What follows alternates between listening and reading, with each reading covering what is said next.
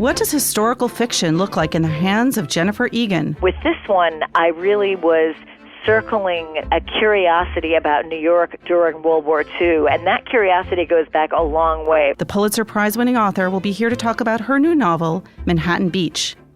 Is Silicon Valley getting in the way of liberal values? These technologies are dangerous for very specific reasons, which is that these companies shape our perception of reality. Franklin Foer will join us to talk about his new book, World Without Mind. Alexander Alter will tell us about the latest goings-on in the literary world, and we'll talk about what we and the wider world are reading. This is Inside the New York Times Book Review. I'm Pamela Paul. Jennifer Egan joins us now. She is the Pulitzer Prize-winning author of A Visit from the Goon Squad, as well as other novels, and is a journalist as well, who has written for the New York Times Magazine as well as for the Book Review. Jenny, thanks for being here. My pleasure. Thank you. So we are here to talk about your new novel, Manhattan Beach, which is just out now. Do you think of this book as a departure? I don't really, although I understand why people say that. I think I found a lot of my readers with A Visit from the Goon Squad, and I don't think any book could probably be more different from A Visit from the Goon Squad than Manhattan Beach. But those readers who have been kind enough to stick with me over several books know that I tend to take an entirely new direction each time and ideally renounce a lot of the tools that I've used the last time in order to try something really new the next. So in fact, this hews to that pattern. The pattern of unpredictability.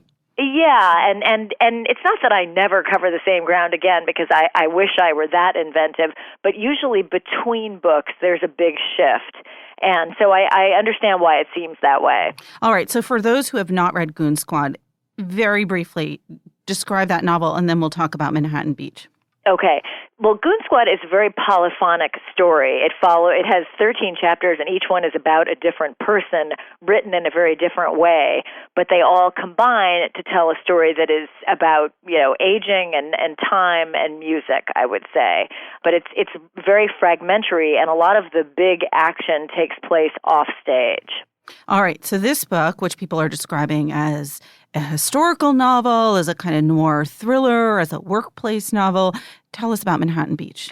Manhattan Beach follows three people, really. A young woman named Anna Kerrigan, who is 19 and working at the Brooklyn Navy Yard to help build and repair ships, as so many women were doing during the war when the men went off to fight. And then a gangster named Dexter Stiles, who runs a nightclub, and Anna's father, who was a kind of small-time racketeer helping out on the Irish waterfront and mysteriously disappears after making an agreement to work with Dexter Stiles, the gangster, in some capacity. All right, so how did you get from Goon Squad to Manhattan Beach? Well, actually, in exactly the same way that I get to any story that I tell, which is via an inclination toward a particular time and place. And for Goon Squad, there were multiple times and places, but a general impulse to write about music and time. With this one, I really was circling a curiosity about New York during World War II, and that curiosity goes back a long way because I really started researching this book in 2004, and thank goodness I did, because a lot of the people that I interviewed, and there were scores of them over the decade following that, were in their 80s when we spoke, and many of them have passed on. So I'm very lucky that I started thinking about this when I did. I think it was sort of the last possible moment. So two things. Well, first of all, what was the interest in New York during World War II?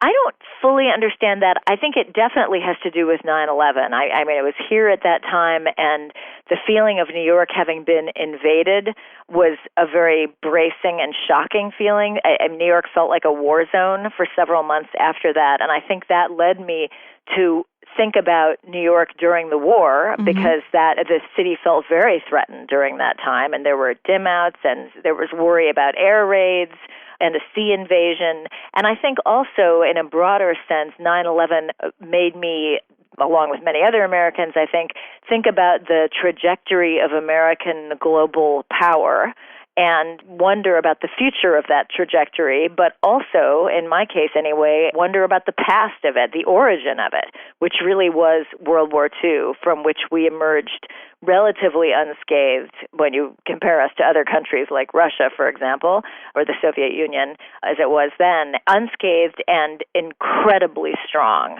So you also mentioned that you did interviews for this book, and I'm curious about, that approach, because obviously many writers do a lot of research, novelists. Not all of them do interviews, and I'm curious to what extent you think your experience as a journalist informs your fiction writing. I think that it's been crucial the whole way along, but never more so than with this book. I mean, I'm not sure I could have written this book if I didn't have experience as a journalist, simply because without coming at the period from every possible angle, which I think I learned how to do as a journalist, I just simply couldn't have felt familiar enough with it and in it to move around in the way that I need to be comfortable as a journalist. Interviews with live people are just essential, and they have been all the way through with my fiction.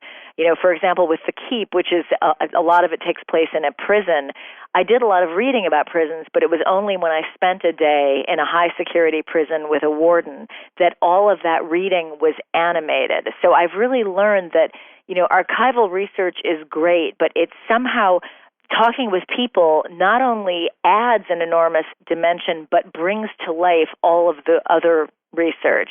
And there's another category of research that I luxuriated in while working on this book, which is what I would sort of call between an interview and archival research, and that is letters and oral histories, where I felt I was really hearing the voices of living people, and yet they were no longer alive. And I became fascinated by that kind of recording of a human life in a way that I never have been up until now. I recognize the power and the importance of taking down people's stories in a very raw way, and the urgent importance of doing that when we can. So when you call up someone to interview them who's, not an expert source, but sort of telling their own story, and you do that as a journalist, you say, hi, I'm calling for the New York Times and blah, blah, blah. When you call them up and you say, I'm researching a novel, is the response different, and are people open to talking to you? Well, first of all, I was rarely calling anyone. I was usually in their presence. I would find a way to see them. Like, for example, when I went to the Miami Book Fair in 2006, I actually drove to some retirement communities. I was promoting The Keep at the book fair, but I was researching this book with elderly ladies who were all too eager to talk to me. What I found was that generally people were interested at the later point in their lives to contribute to the process of recording their experience. They understood the importance of it. And because I was involved in an oral history project, I was there more as a recorder than as a novelist.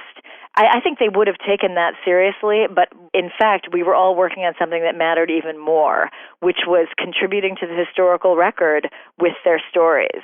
So you mentioned earlier this novel follows three characters. This research all, I'm assuming, went into not only these characters, but the workplaces and the environs that each of them inhabit. Can you just talk a little bit about each of those three characters, starting with Anna Kerrigan? Sure. So Anna works at the Brooklyn Navy Yard, and that is a fascinating place with a tremendous amount of history going back to the 18th century. And so I immersed myself in the wartime period at the Navy Yard, reading lots of copies of The Shipworker and really trying to get a sense of the various complex activities taking place at a Navy Yard that, in fact, was the largest builder and repairer of Allied ships during World War II. It repaired some 5,000 Allied ships and employed about 70,000 people at its height, of which about 5,000 were women. So that was one gigantic locus of activity and knowledge that I needed to understand. Through learning about that, I learned that civilian divers were one component of ship repair. And in fact, diving was a huge thing in New York during World War II, in part because of the Normandy, which was a French ship that capsized on a pier in 1941. and there was even a thought that it had been sabotaged, that Germans had bombed it. In fact, it caught fire, and so much water was poured into it that the ship became destabilized and tipped over. But there was the hope of righting the ship, repairing it, and using it as a cargo ship or a troop ship. And so divers were a huge part of that process because the ship was essentially underwater. So lots and lots of divers flocked to that pier in Manhattan, and it became a training center for civilian divers as well. I got very involved in deep-sea diving in the equipment of that time, and I should add that I have never even scuba dived. So when I say involved, it was a pretty bookish involvement, although it became visceral too, because I spoke to lots of divers, including one who dived during World War II in the harbor at Cherbourg, clearing out basically concrete and other things that the Germans had exploded to try to make the port unusable. So I got very involved with a group of Army divers and talked a lot with them about the experience of diving, and many of them had worn the old Mark V equipment that I was writing about. Another area of research and another sort of work that I got interested in and in fact really couldn't avoid if I was going to be looking at the waterfront was the mob. Yes. Gangsters and corruption were absolutely inherent in waterfront life in New York. And that was really a delight to me because I'm a cop's granddaughter and I love writing about crime. That was also a really fun thing to research and learn about. And that was through the character of Eddie. Through Eddie and also Dexter Stiles, who's a gangster of another sort and not involved in the waterfront per se. He's part of the Italian mob. The Italian mob was, in fact, involved in the waterfront, but a different part, more the Brooklyn waterfront. Eddie is involved in the Irish waterfront, now immortalized by the movie On the Waterfront, which rose directly from a newspaper expose on the corruption of the Irish waterfront that was actually after the war that it was all finally exposed in the 50s. You mentioned that you try to challenge yourself doing something different with each book. What was the greatest challenge, the hardest thing about writing Manhattan Beach? Well, first of all, I had gotten pretty reliant on fragmentation. I was praised for it and given lots of nice positive reinforcement about it. But the truth is that there, in a certain way, it's easier to tell a story in fragments than straight up. Or I guess what I should say is that one avoids certain necessities that are actually very hard to pull off, like gathering momentum, pulling a story together, but really most of all sustaining and actually building tension through a long narrative that is moving in a fairly straightforward way. So that was a challenge that it was fun to revisit. It's not like I'd never written a book in that way, but it had been a while. I think the hardest thing for sure for me, though, was having to write outside of my lifetime because my entry point to fiction is time and place. And while I avoid my life studiously and vehemently, just because I find it boring, and never write about people I know, I do rely very heavily on times and places that I'm familiar with, sort of atmospheres, if you will. So this was a time and a place that I didn't experience. And so that was a huge challenge because since I don't know what story I will be telling or who will be in it exactly, and I just sort of start writing and see what happens, it was very hard to start without having the knowledge of the time and place I was writing about, and particularly these very arcane areas of work, as we discussed. So I felt really paralyzed for a while. I wanted to write about this, but I didn't know enough to write, but I also didn't know what I needed to know. So it was a difficult kind of, a little bit of a sort of stumbling start that I had to work through by moving back and forth between research and writing. And that was really difficult. And I felt very stymied in the sense that even when I began to know enough to sort of hack my way through it, I still felt like I wasn't really doing what I do as a writer for a while. And I felt like, well, okay, I'm sort of getting by here, but that's not good enough. I mean, this has to be better than that. This has to be a fun book to read. And so it was really a thrill when I felt like I crossed over and finally began to just operate in that environment as I would in any environment and write the way I like to write. You said you started the book, or the genesis of the book was in 2004. Was part of that paralysis just taking a break from it, putting it down, working on other things, and then coming back to it? I didn't actually start to write a word until 2012. So all I was doing was research amidst writing The Keep and writing A Visit from the Goon Squad. In a way, the experience of writing The Keep helped me with this because that is a Gothic thriller that takes place in a realm that doesn't exist in the real world. So it was sort of a world I had to invent, and that any Gothic writer invents. And so I think it was helpful to remember that I could write about a time and a place that I hadn't experienced. And I think it gave me a clue about looking for some sort of stylistic approach to the period.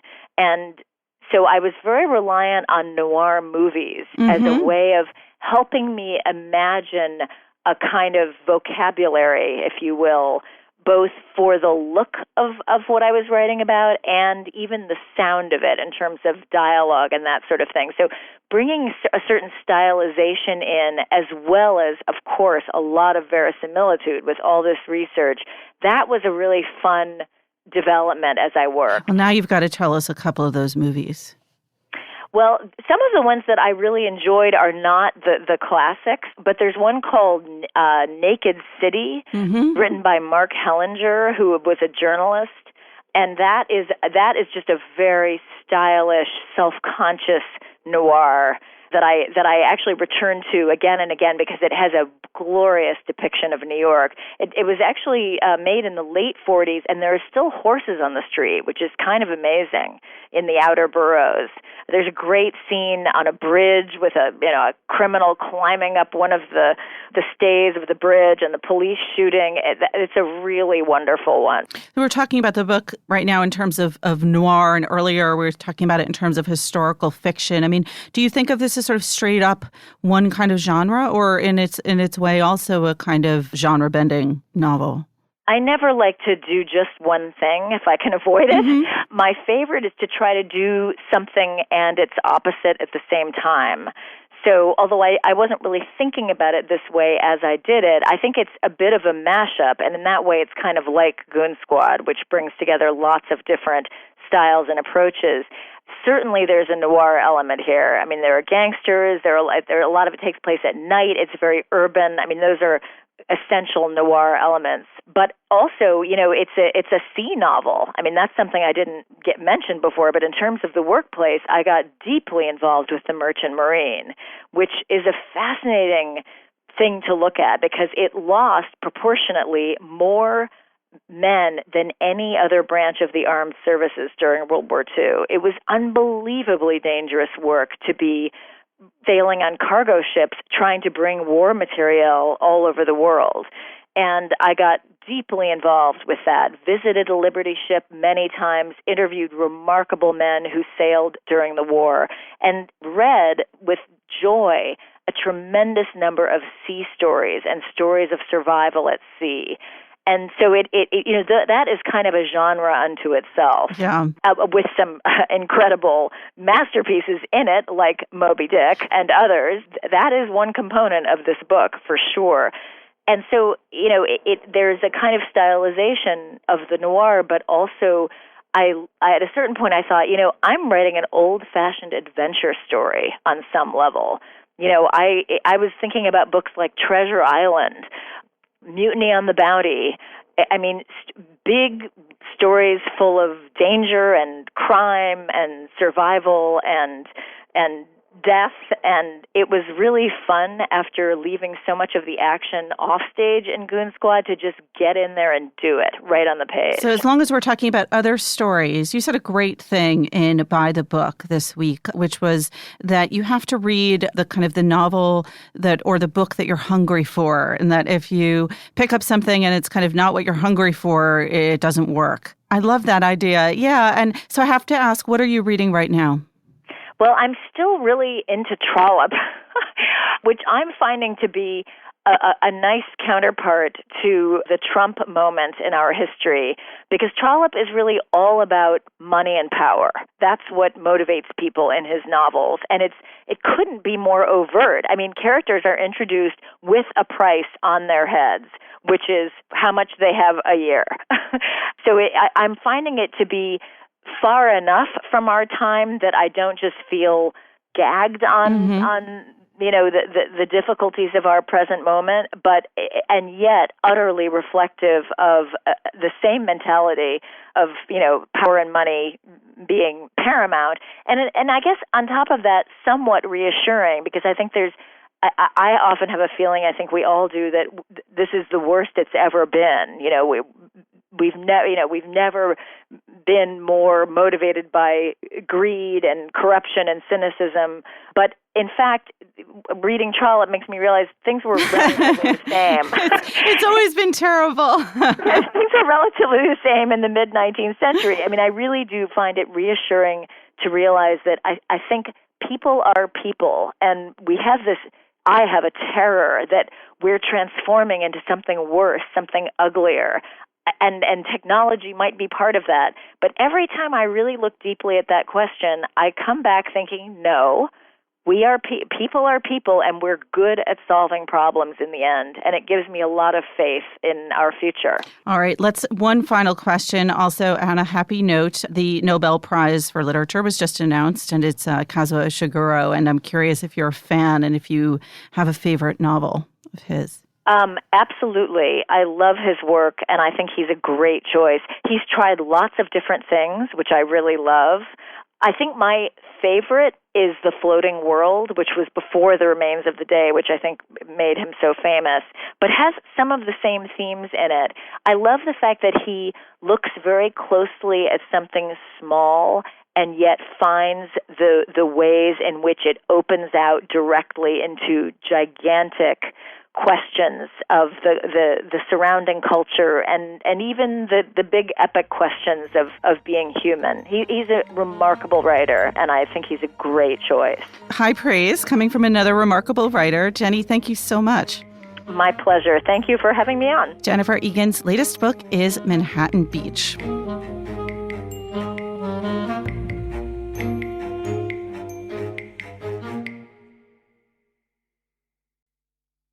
Joining us now is Franklin Foer. His new book is called World Without Mind, The Existential Threat of Big Tech. Frank, thanks for being here. It's such a pleasure. Thank you. So I remember the last time I saw you was in Miami at the Miami Book Fair. You were there to celebrate another book, a book that you edited. Let's just set the scene a little bit. What was that book?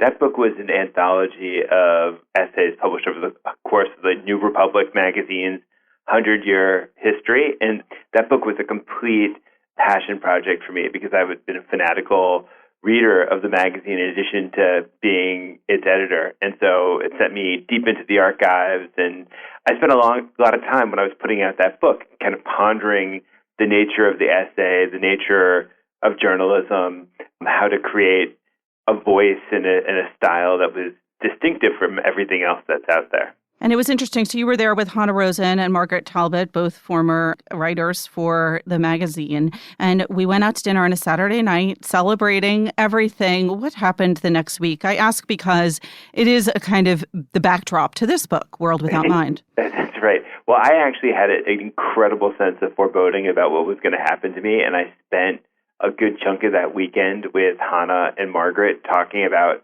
what I was going to do, because the owner of the magazine was a guy called Chris Hughes, who at that time was 30 years old, fantastically wealthy. He'd been Mark Zuckerberg's roommate in college, and he'd come to the magazine with incredibly idealistic hopes for how we could navigate our way into the digital future, and it just hadn't worked out well. He suddenly wanted to have us become a different sort of institution. I think he wanted to prove himself to his friends in the tech industry, and he wanted us to produce revenue incredibly quickly. And so we lived this compressed slice of media history where we were going from being the magazine that I tried to canonize in that anthology to becoming something that was rushing headfirst into the world of social media and digital journalism in a way that I felt was transforming the character of the magazine into something that was unrecognizable as it related to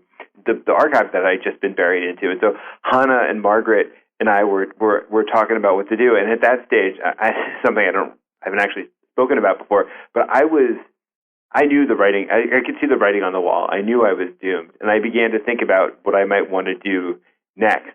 I didn't think that I was going to be resigning in protest. I didn't think that there was somebody who had already been hired to replace me who was lunching around New York offering people jobs. I couldn't foresee everything that was going to happen, but I knew we were headed to an unhappy ending. And that unhappy ending was, I expect, the beginning of this book, World Without Mind.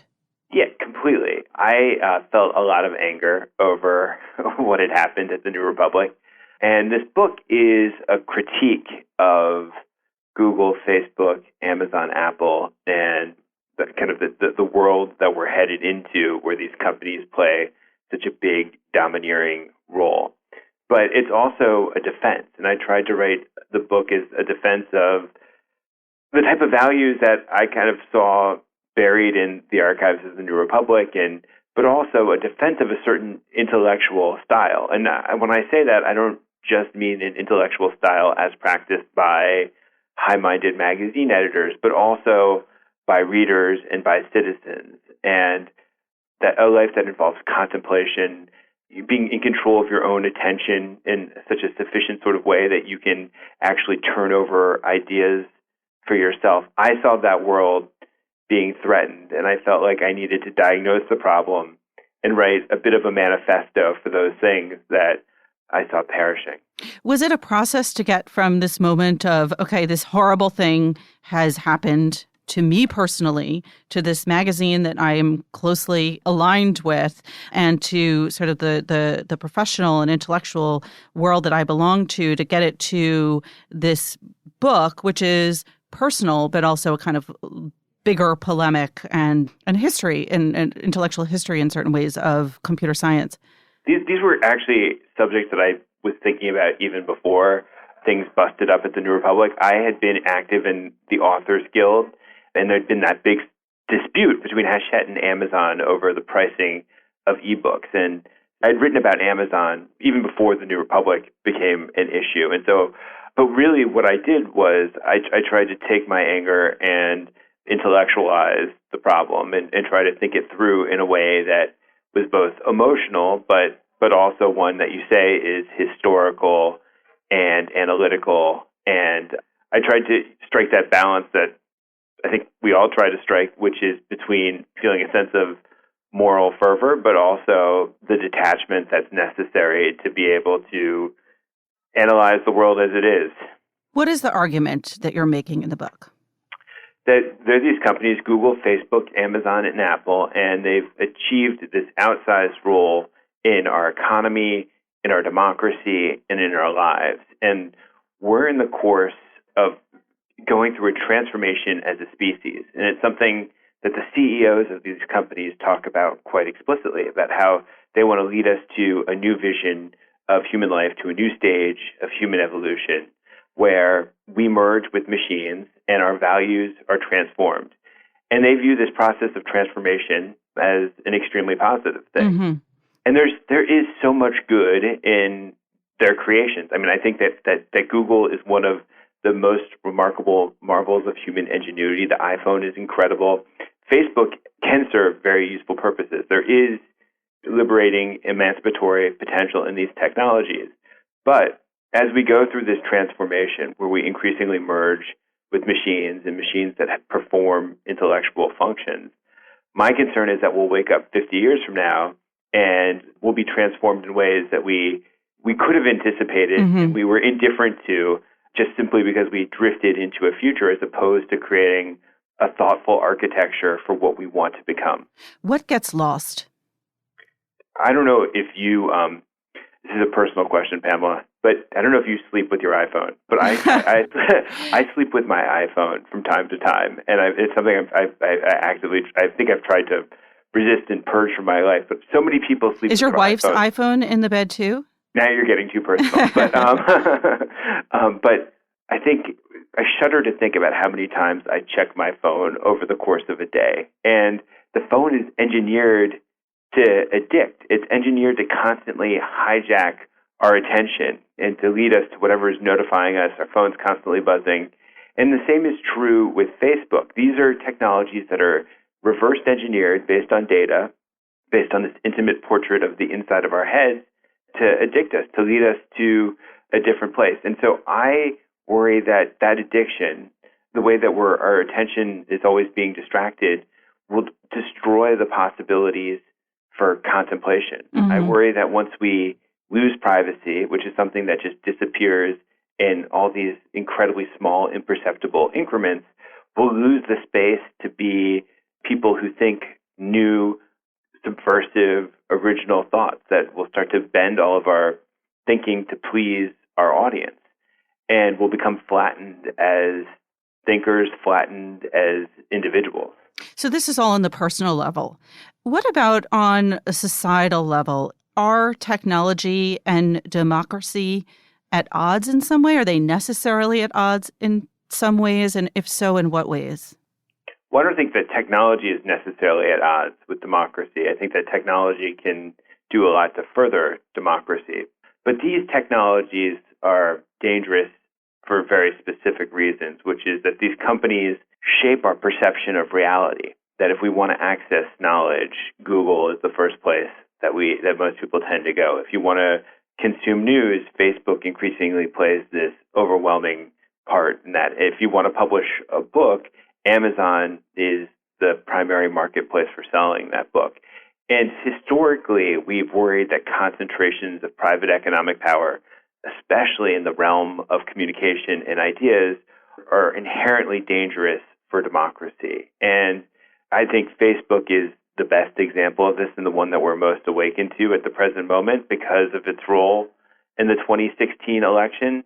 And I think we could look at this narrowly and say, all right, so Facebook was manipulated by Russians. But I think if we step back and we look at Facebook more generally, we can see how Facebook creates these feedback loops where it gives us what we want. Mm-hmm. And that's just been intellectually incapacitating. By living in the so-called filter bubbles created by Facebook, we've just become weakened and susceptible to fake news, propaganda, demagogic appeals. And it's easier to see on the right because it's so grotesque and graphic so much of the time.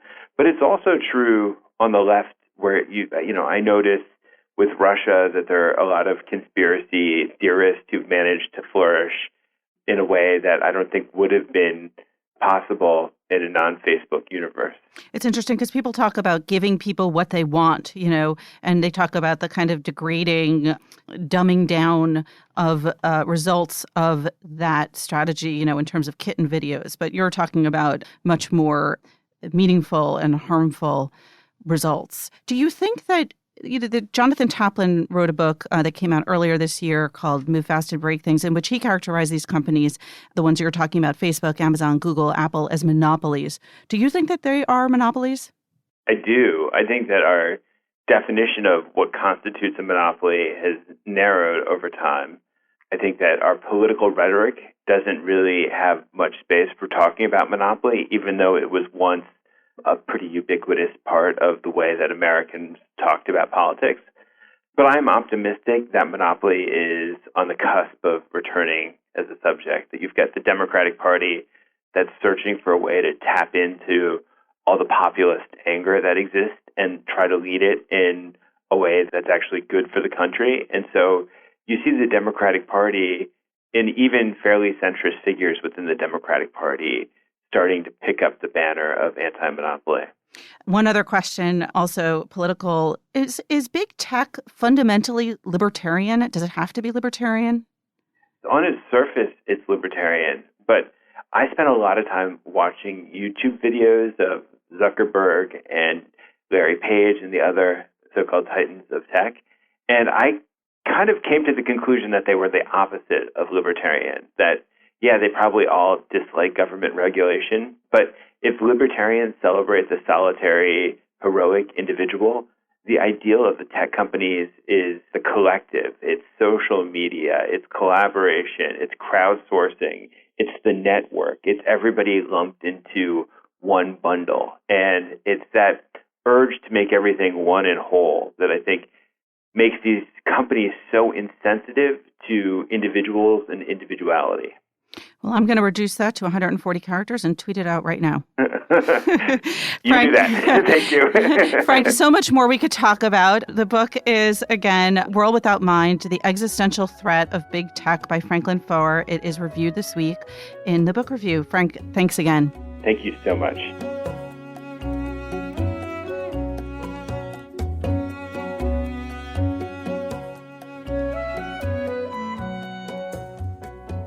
Alexandra Alter joins us now, and it is with exciting news. Hi, Alexandra. Hi, Pamela. Let's talk about the Nobel Prize. The Nobel Prize, the biggest literary award in many people's eyes of the year. I cover it every year, and I don't think I've ever been as excited. I almost whooped, except my children were still asleep at 7 a.m. because it went to Kazuo Ishiguro, who's one of my favorite authors. And often I'm scrambling to sort of Google somebody and see, who's Herta Mueller, who's Svetlana Alexievich. And this time I was very familiar with his work. His 7 novels are some of my favorite books. And I think, this was a interesting choice coming off of a year where they chose Bob Dylan last year, and a lot of people thought that was a radical and subversive choice, and a lot of people thought he didn't, deserve to win a prize for literature when he's a songwriter. So to go back to a novelist and somebody who writes very accessible and commercially successful fiction. So he's both, beloved by critics. He's won the Man Booker Prize, but he's also popular with readers. And I think that's not a choice that the Academy often makes. I mean, they're often with these awards trying to highlight an underappreciated writer or somebody who has a political statement to make. They want to shed light on a corner of the world that hasn't got enough attention. And so this is one of those prizes. It sort of reminded me of the year when Alice Munro won in 2013. Everyone felt like, okay, we're looking at the work on the page and the effect that the books have had. So. And you had the great fortune of profiling. I did, Kazuo yes. Ishiguro. I think maybe that also added to my excitement. I got to spend some time with him in the village where he has a country house in Jipping, Camden. I went to talk to him about The Buried Giant, which was his most recent novel, and it was a really strange kind of departure for him. It's a fantasy novel.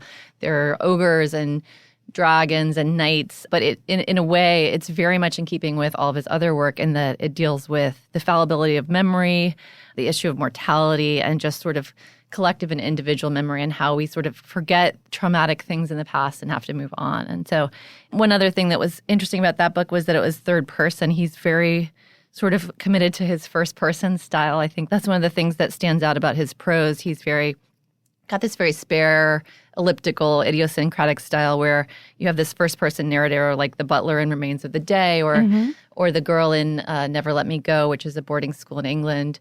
The characters know less about themselves than the reader at a certain point. They're kind of out of touch with their feelings and they repress a lot. And a lot of the emotional resonance, I think, comes from the subtext. And as a reader, you are sort of filling in the gaps in a way. And I think that's a really interesting thing that he does that has made his work stand out. It's one of those great choices where many people will have already read some of the books, and now they'll be going back to the ones they didn't read. And then, as you said, he is relatively accessible as a novelist. And so hopefully it'll really bring in new readers as well. Yeah. And to play, devil's advocate, of course, there's always grumbles anytime there's an award of this significance. People talk about who was overlooked. I mean, one thing that people noted was, this is another man winning. There have only been 14 literature laureates who have been women out of 114. So some people were grumbling about that. And for some people, the fact that he is so well known and commercially successful was a missed opportunity because, again, they see the prize sometimes as a way to highlight an author who might be underappreciated or not as well known in certain corners. So some people they got Bob Dylan for that. Yeah, exactly.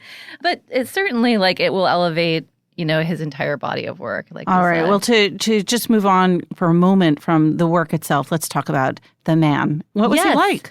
He is incredibly charming, generous with his time, and sort of, self-effacing. It was funny. When we sat down to talk about his book, he seemed like he wanted to talk about anything else. He went on and on about little, various things from history. He was talking about the war in Chechnya, various conflicts around the world. And finally, I had to kind of pin him down. And I realized that everything he'd been saying was, of course, related to this fantasy novel that he'd written. He was just sort of talking about it in a circuitous way. It was all metaphor. It was all metaphor.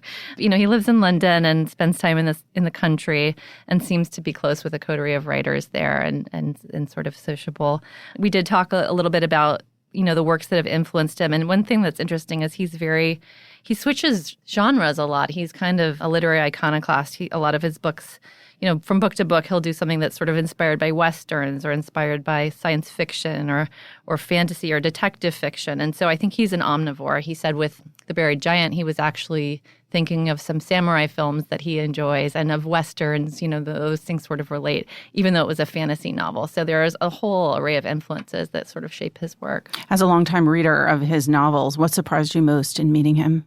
I suppose, this is funny. It doesn't have to do with his work so much, but a lot of his narrators are these kind of emotionally repressed men and women who seem out of touch with their own feelings. And when I met him, he was with his wife, Lorna, who is this incredibly outgoing, gregarious, warm woman. And they had such a funny, nice relationship. We had lunch and Lorna was teasing him and she's his first reader. She does not hold back as a critic of his work and she teases him a lot. And at one point, I think she said something about how you're not a great prose stylist. It's not about the sentences with you. It's about the plots and the characters. And I really thought wow, this is a man who won the Booker Prize and you're telling him he's not such a good stylist. So it was interesting to see that, that kind of relationship. And I think she's a really important reader of his work and an early influence on his work. She gets to see it before anyone else. And she tells him when she thinks no one else should ever see it. One last question. What's your favorite Ishiguro novel? I would have to say Never Let Me Go just destroyed me when I read it. And it's hard to talk about because there's a twist that's really significant. I think the first one that I really loved was Remains of the Day. And I really did love The Buried Giant. And I read it twice. The first time I felt like I was missing a lot. And it turns out I was. The second time I read it, I felt like it really came together. So, all right, Alexandra, thank you so much. Thanks for having me.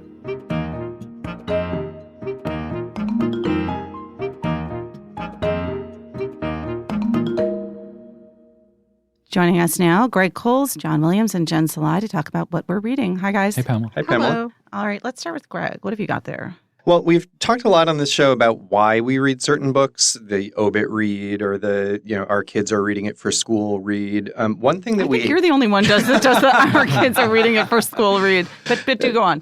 One thing that we have not talked about in our jobs, especially, we're susceptible to reading books because we have a personal connection to the author in some way. And so I've got two books that I read this week for that reason. One of them, I don't actually know the author, but he lives in my town and he knows a neighbor of mine who passed his book along. And I tore through it. It doesn't come out until April, so I don't know if I should name it or the author now. And I don't know if we'll review it. It's a fairly standard thriller. But I, every now and then, will tear through a standard thriller with great pleasure. I like reading thrillers, well-plotted, short chapters, that kind of thing. It's funny because Radhika and I went to a luncheon last week, and one of the books was a standard thriller. Yeah. And we both left the lunch sort of pretty excited and ended up both reading it this past week, also a book coming out next spring. Yeah. So no judgment. Maybe I will go ahead and name this book with no promise that we'll review it or not. It's a book called Warning Light. The author's name is David Ricciardi. That's Ricciardi. And he self-published it apparently several years ago, and it did well enough for, somebody took notice of it, and it's now going to be published by Berkeley Publishers in April. It's about a CIA analyst who is pressed into service as an agent, as a field operative for a mission, and the mission goes badly, and he has to kind of think on his feet all along, and it becomes one long chase scene, and it's entertaining, and it takes you to foreign countries, and it's a well done example of the genre. The other book that I'm reading is completely different from that. And I'm reading it because it's a co-written memoir, a ghost-written memoir by a professional bird watcher from Austin, Texas named Victor Emanuel. I'm reading it because I know and I'm friends with the ghostwriter who occasionally reviews for us. Her name is S. Kirk Walsh. The name of the book is One More Warbler, A Life with Birds. And Victor Emmanuel, who must be in his late 80s or even 90s by now, has been a well-known bird watcher for 50 years or more. Part of the charm of this book is that he started hanging out with very literary nature lovers, including Peter Matheson, William Styron's wife, Rose Styron. So there's a section in here where the three of them, Rose and Peter Matheson and Victor Emmanuel, are all traveling to Chile in 1998 on the search for the diatomid sandpiper plover, the legendary diatomid sandpiper plover. Not a day goes by that I don't think about that bird. So those are the books that I'm reading now. John, how about you? I've got two books in front of me, too, and they're also very different from each other. The first is just a novel that's been on my shelf for a long time that I've been meaning to read, which is Charles Jackson's The Lost Weekend, which was the inspiration for the Billy Wilder movie, which I've never seen. And I'm about halfway through the novel, which is terrific. It's about a guy in New York City around wartime who is just badly in need of a fix. He's an alcoholic, and his brother goes away for the weekend, and he, spends his time in various states of drunkenness and talking to various people at bars. What's great about it is that, a lot of times when people write about alcoholism or drug addiction, they try to sort of match the state of mind with this hallucinogenic or sort of, blurry style. And this is a very straightforward, he's a really good writer, but it's very clinical and sort of psychologically clear. So he's writing very clearly about this state that's very woozy. And so as he walks down the block looking for a bottle and he can barely keep himself upright, we're there step by step in a very clear way, and it's really, really good. So hopefully I'll finish that in the next couple of days.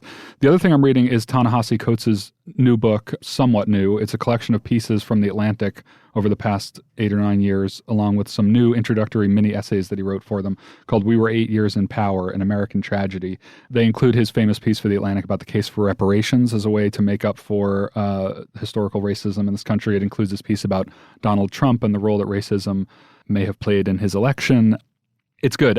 I'm going to finish it this week, and I'll probably talk a little bit more about both these books next week, but I'm enjoying it. And I actually, he's provocative. And I think that one thing I find frustrating is that people tend to sort of, there's a little bit of an aura of like, the conservative side tends to just like say that he has no point, which I think is crazy. But then there's also this kind of just people taking every word he says as gospel when I think that's not really his project. I mean, he is a provocateur, and I think it's useful to kind of push back a little bit in some places and argue with him. And he's good at that himself. So why not kind of make that part of the read? So Jen, oh my goodness, you have our favorite. Still reading our favorite person. Still reading our favorite person. How did he not win the Nobel today? Funny, I don't think I saw him on Ladbrokes list. Our podcast did not elevate him there. No, I mean, so in any case... But let's say that we are getting many, many very kind, enthusiastic, grateful listeners who are emailing to talk about their own Emmanuel career. Oh, you gave it away. Experiences. I thought this would be a blind item. So in any case, I'm almost finished with this book. And which one is it? This is My Life as a Russian Novel. And this is the one where I talked about it last week. It starts off where he wants to make this documentary. I think it's a TV documentary, actually, about this Hungarian who was imprisoned during or right after World War II and kept in a Russian psychiatric hospital for more than 50 years. And so I thought, okay, well, this seems to be a story partly about that and then also partly about his own family history because his mother's father was Georgian. And so it's about what happened to his own grandfather who disappeared after the war, who during the war had collaborated with the Germans while they were living in France. And now it has actually turned into this story about erotic betrayal, which is sort of, I mean, I have to say that I knew that Carrère's relationship with his girlfriend at the time this was all happening, I knew that that was part of the story.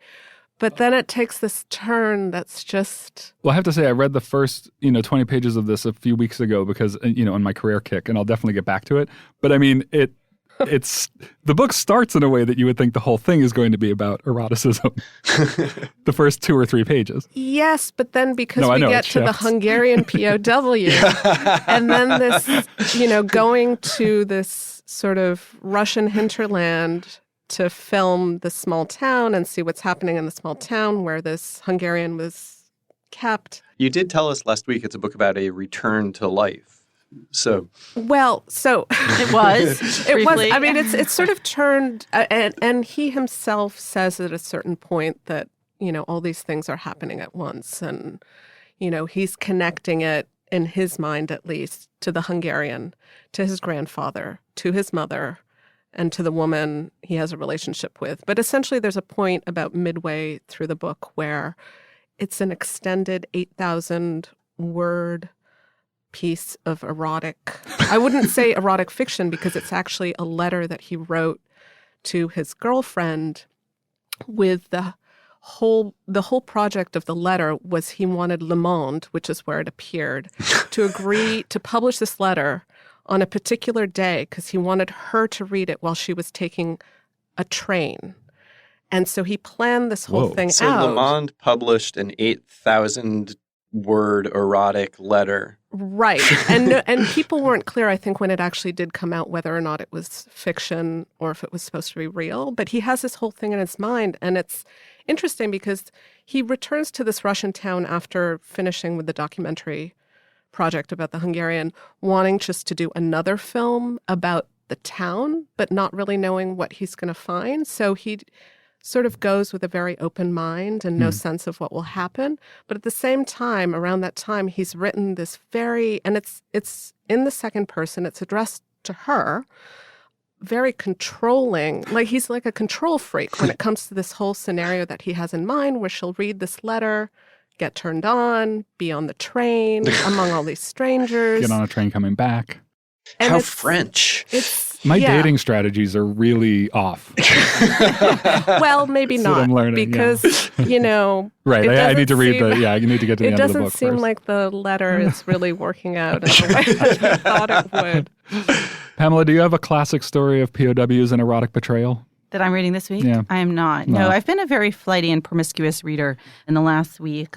I broke things off abruptly with A Perfect Spy because I was on, I think, page 173, and I asked Dwight Garner, our critic, who has written a lot about Le Carré, if it was going to move on soon from Coming of Age to Cloak and Daggers. And he said, no, it's going to stay there for a good long time. So it was not fitting the need at the moment. So I then went on, as I mentioned earlier, to read a thriller that our colleague Radhika Jones also read 2 days before. And she had read half of it in one night and then said, I'm still reading. So I thought, okay.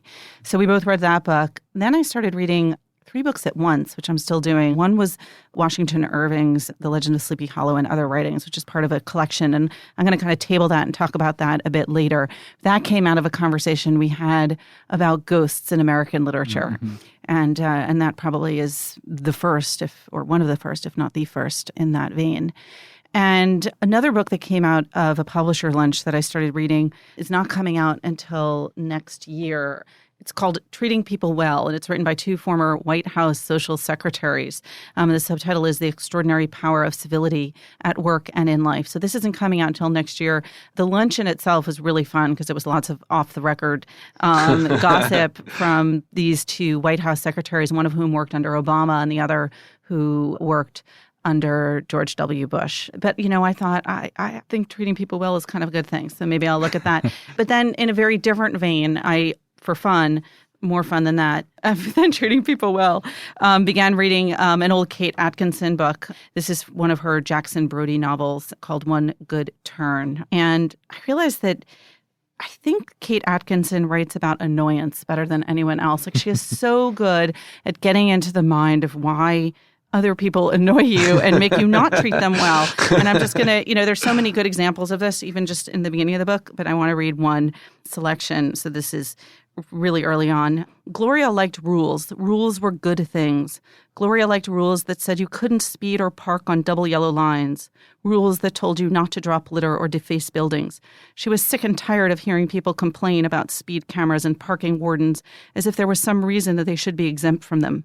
When she was younger, she used to fantasize about sex and love, about keeping chickens and bees, being taller, running through fields with a black and white border collie. Now she daydreamed about being the keeper at the gates, of standing with the ultimate ledger and ticking off the names of the dead as they appeared before her, giving them the nod through or the thumbs down. All those people who parked in bus bays and ran the red light on pedestrian crossings were going to be very sorry when Gloria peered at them over the top of her spectacles and asked them to account for themselves. So, two very different ways of treating people. I'm not sure which is the better one, but they both make for good reading. I know the one I feel more often. Yes. Kate Atkinson articulates every annoyed emotion, and she writes it better than we ever could. So, all right. Thanks, guys. Thanks, Pamela. Thanks, Pamela. Remember, there's more at nytimes.com/books, and you can always write to us at books@nytimes.com. Inside the New York Times Book Review is produced by Pedro Rosado from Headstepper Media. Thanks for listening. For the New York Times, I'm Pamela Paul.